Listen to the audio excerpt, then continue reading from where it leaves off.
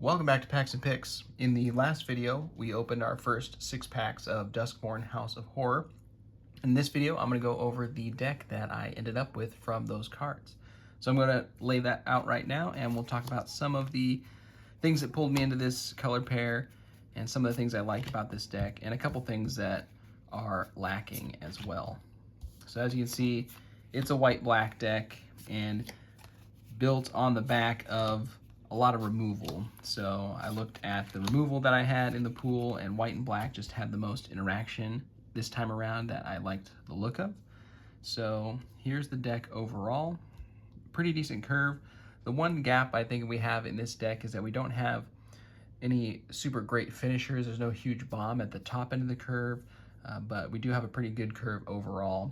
Up at the top that we do have that I like is Miasma Demon, so 6 cost 5/4 flyer, that when it enters, we can discard some cards and potentially kill a creature as well. And then Lionheart Glimmer, I just love this as a kind of an anthem for all of our creatures whenever we attack.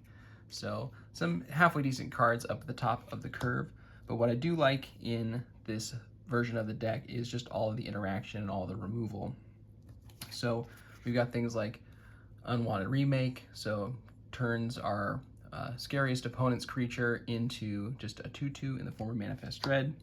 We've got some other small removal, things like Winter's Intervention, Nowhere to Run. And then one card, one rare that we did put in the deck is Grievous Wound. So an enchantment, enchanted player can't gain life, and whenever they're dealt damage, they lose half their life rounded up. So this is something that I think would be good if you have a lot of flyers in the deck. We don't have a ton of flyers in the deck, or ways to get kind of unblockable damage through, but it's a rare, and I think if we just get this to hit one time, it's going to pay off for us in the deck, and I'd like to see how it plays, really. So we're going to put Grievous Wound in the deck. We've also got things like Seized from Slumber, just another removal spell. One other thing that I did put in the deck I felt like I had room for was a Splash into Red.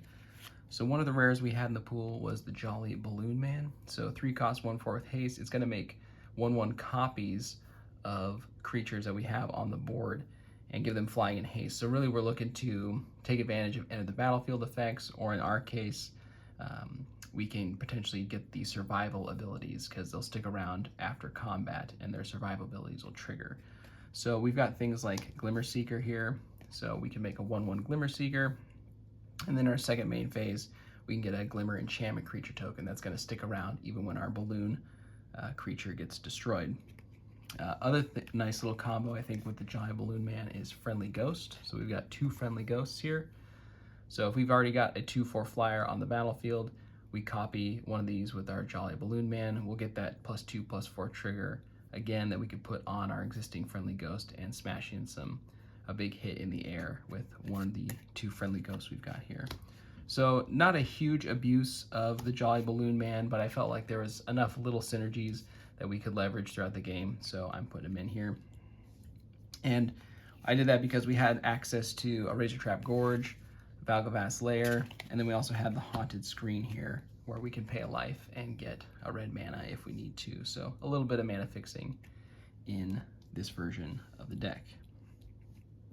Other than that, as far as a color that I think could have been a contender to put into this deck would be blue.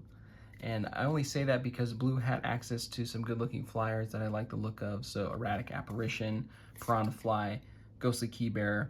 So this could be a supplement for the Grievous Wound we looked at just a moment ago, having some more flyers, just inherent flyers in the deck that could sneak through that point of damage and start to chip away at our opponent's life total with Grievous Wound. So I could see maybe trying a blue-black version of this sealed pool, but we do lose some of the white removal and some of the good creatures in white that we have. So, I kind of went either way on that one, but I think blue would be the next best option. And that's the deck right there. So let me know what you think of this first pool of ours for Duskmourn House of Horror. What are you liking in the set so far? And stick around because we will be opening more packs of this set and building more sealed decks. I will see you soon.